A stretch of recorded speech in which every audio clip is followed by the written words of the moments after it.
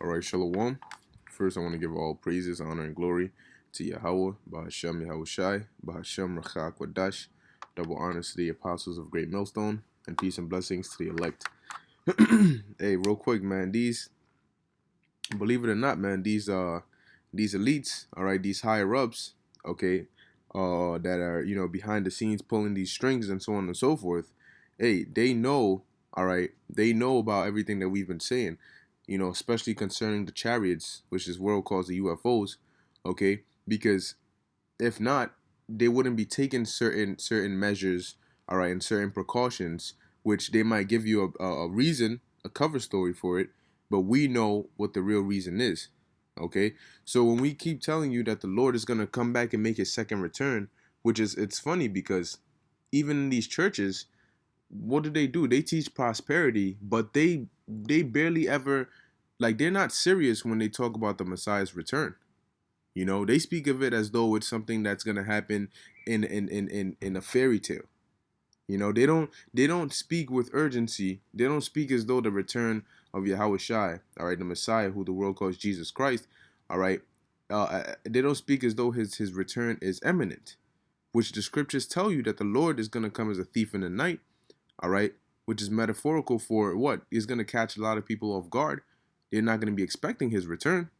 But it also tells you that the Lord is coming quick. All right. And when he comes, he's going to, well, where is that? Revelation chapter 1, verse 7. And it's a beautiful thing that the Lord has opened our eyes and our understanding to be able to comprehend these scriptures, because a lot of people, they don't even venture into the book of Revelation. All right. Or when they read it, they have no clue what it's talking about. All right. This is Revelation 1, verse 7. It says, "Behold, he cometh with the clouds." Who's the he? All right. The he is talking about the Son of Man. All right. The Messiah, Yahweh Shai, which his name means he deliverer. Yah, he, Hawashai, deliver. Okay. And that's where they get, or a savior. That's where they get the Jesus from, which the word Jesus or the name Jesus Christ or Jesus Christo just simply means anointed savior, because Christ comes from the Hebrew word Hamashiach, all right, Hamashiach, which means anointed, all right, and Jesus just means savior, okay. So that's all it is, the title, which is anointed savior. But his real name, his birth name, all right, is Yahweh Shai. Yahweh Shai. All right, but going on, it says, "Behold, he, all right, cometh with the clouds." All right, now what does it mean when it says he cometh with the clouds? Let me get this real quick. This is Psalms 104 and 3. It says, "Who layeth the beams of his chambers in the waters, who maketh the clouds his chariot, who walketh upon the wings of the wind." Now let's look at what it has for chariot. All right, this let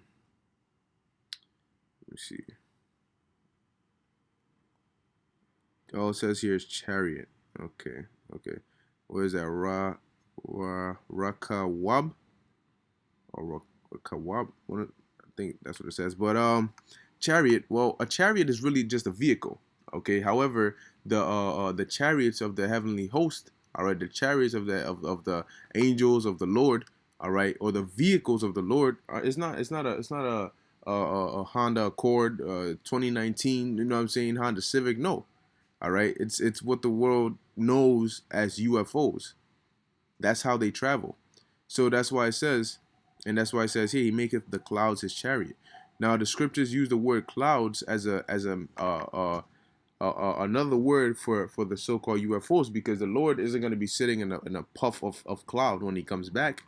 No, but sometimes if you notice, like when you watch the movie Independence Day, you see how that big ship comes out of the cloud, because the UFOs or the chariots, they cloak themselves with the clouds, okay, or inside the clouds. So it says, and every eye shall see him. Yeah, because when the Lord comes, all right, which to the world is going to be like an alien invasion, which the word alien just means foreign, all right. So it's going to be a foreign invasion, because yeah, the Lord is going to come with the host of heaven, which quick precept, Psalm 68 verse 1. The chariots of God are 20,000, even thousands of angels. The Lord is among them as in Sinai in the holy place. Okay? So when the Lord comes back, he's coming back with the heavenly host, all right? And you best believe, like it says in Daniel 12, that Archangel Michael is also coming down, okay? But it says every eye shall see him, because when those chariots, all right, stop showing themselves in distance and they actually come within range, all right, everybody's going to see it. And the Lord is going to come in the biggest ship, okay? Ezra says it, all right, here. See if I can pull it up. This is 2nd Ezra 13, verse verse 6. It says, "But I beheld, and lo, he had graved himself a great mountain and flew up upon it." All right, and that mountain is just as a metaphor for a chariot, the UFO, because that's how big it was. And Ezra goes on, he says, "But I would have seen the region or place without whereout the hill was graven, and I could not." All right, he couldn't even, Esdras couldn't even see the ends, all right, of the chariot because that's how big it was. Okay, so the Lord's chariot when he comes is gonna be huge, and that's why every eye is gonna see it. You're not, trust and believe, you're not gonna miss it, and it's gonna be televised. Okay, so it's gonna be the main event. You know, like they got in wrestling, the main event of WrestleMania and all of that. Well, this is gonna be the main event when the Messiah returns. All right, it says, "And they also which pierced him," and we always bring this out because those that pierced the Lord, when they put him on the cross, that was 2,000 over 2,000 years ago. All right, but here it is. We're in 2019. All right, now we know the Lord's return is very soon. Okay, so how is it possible that those that pierced him over 2,000 years ago are gonna see the Lord? Okay, because something called reincarnation, which is biblical. All right, through reincarnation, those same spirits are back on the earth today, just in different bodies. All right, and they're gonna see the return of the Messiah. "And all kindreds of the earth shall wail because of him, even so amen." All right, which means so let it be, because that's what's coming, and that's the prophecy. All right, that's the prophecy, and these elites know that. They know we're not crazy, and we're not the only people that don't understand what we're saying are these regular average peons out here. Because yeah, you have the elect that get it, but other people, when you tell the average Jake or the average person about this, it sounds like, what are you talking about? That's crazy. They think it's even crazy that a concept like that is even in the Bible, all right, let alone for it to be real in their eyes. But we're reading it. I literally just read it out of the book of Revelation, which is the same Bible they claim to believe in. Okay, but these elites know that. Okay, so now it says U.S. Navy setting up guidelines for reporting UFO sightings. Now, if UFOs don't exist and so on and so forth, why are they even concerning themselves with a hoax? All right. Now look at this. You see this right here. This is a deception. All right. This is what they put up. So when people and they think that that's how they sound. Yeah, Earthlings and hey, we're here to put spaceships up your rectum. You know, that kind of thing. But this is a deception because they don't look like this. All right. They don't have big black eyes that are damn near half the size of their heads. No, they're not bald-headed, green or white looking. No. All right. The beings within the chariots are angels. All right, which are big black brolic angelic men dressed in gold, pure, the finest of the finest. All right. So it says the U.S. Navy is setting up new guidelines for reporting unidentified aircraft entering U.S. aerospace, so no encounter with a UFO can be dismissed as irrelevant. A Navy spokesman told Politico. Why? Because they know, all right, they understand that the return of Yahweh Shai is imminent, okay, and so because of that, they don't want to dismiss any encounter, all right, as irrelevant, okay. So they're worried, all right. These elites are worried. They're like, oh shoot, yo, they're basically saying be on alert, all right. Nothing, don't be ignorant of anything you see concerning these UFOs, man, because they know when the chariots come, it's not gonna be to say hello, to sit down and have peace talks. No. All right, they're coming to destroy. All right, and then the Lord is gonna come down and put righteousness, enforce righteousness upon the earth, along with His elect and the angels.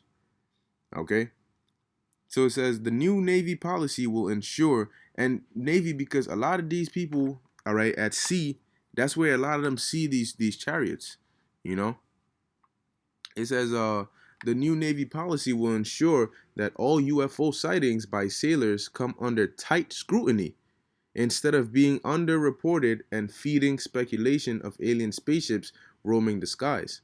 And also, Political reported Tuesday, also, this is a means for them to control the narrative, all right? Because they don't want certain information just coming out. Because there's certain things that these elites know that if they were to expose to the public, people would lose their minds. So it says the sheer number of UFOs swarming around Navy strike groups and other military infrastructure, according to sailors, is what prompted the need for new reporting guidelines. See? Because it's swarming. If something is swarming you, it has to be a lot. Okay? And these UFOs, these chariots, they're more present than you think. So it says the Navy spokesman has not provided any details about the encounters, but said that there have been a number of reports of unauthorized and or unidentified aircraft entering various military controlled ranges and designated airspace in recent years. You see? And they're panicking and they're getting on alert because they're like, yo, this the accounts of this are really increasing. So it says he noted that the Navy never turns a blind eye to these sightings and investigates each and every report out of safety and security concerns. Now the reports will be formalized. The Navy is updating and informalizing the process by which reports of any such suspected incursions can be made to the cognizant authorities, he said. The guidelines, which are still in the works, will lay out a step-by-step procedure of reporting the UFO or UAP or unexplained aerial phenomena. All right. So, like I said, there's certain things that they don't want to come out on this. That's why they're giving them a step-by-step. And in that, they really what they want is they of course they want the information, but they want to limit the amount of information that comes out because they're still trying to keep the public under their deception, and they can't promote and push their lies if you have truth that's contradicting what they're saying, which is why they fear what we're doing so much, because we know that the chariots exist, they know the chariots exist, but they're trying to tell you that these are aliens and this and that, and we're telling you the truth of it. So what do they want to do? They want to silence us, make us look crazy, so that you don't get to see the truth of it. But guess what? The Most High he's gonna blow it wide open, man. It says the Pentagon ran a secretive UFO chasing program from 2007 to 2012, when it was formally shut down over a lack of funds. The program's existence was long kept under wraps and was brought to light only in 2017 after reports by Politico and New York Times. Now, why were they even having a program like this? Since UFOs don't exist, right? Why were they even having a program like this? Now, don't get it twisted, because when people think of UFOs and aliens, they think of, oh yeah, you have creatures on other planets and they're coming to visit us. No, no, man. All right, the scriptures don't say that. All right, the beings in the chariots are the angels, and they come from the spirit world. All right, it's not green-headed men who live on Mars and then they fled Mars and now they're looking on. No, no, no. All right. So it says, but the point is, why were they even having a program like this? And it wasn't just a hoax, because it was a secret program. So they were actually taking time from 2007 to 2012.